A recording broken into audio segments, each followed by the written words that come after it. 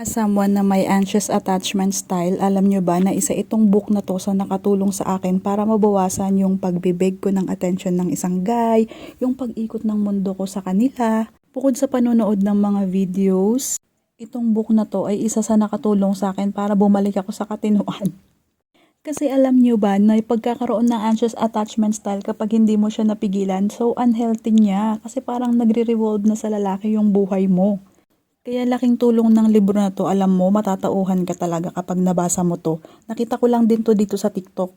At isa ito sa mga purchases ko na hindi ko pinagsisihan dahil nga nagagamit ko talaga siya everyday. O baka may kaibigan ka na tipong hingin sa'yo ng hingi ng love advice tapos kahit ang haba-haba ng advice mo, inabot pa kayo ng madaling araw, this oras ng gabi, ang ending magkakabalikan lang din naman sila.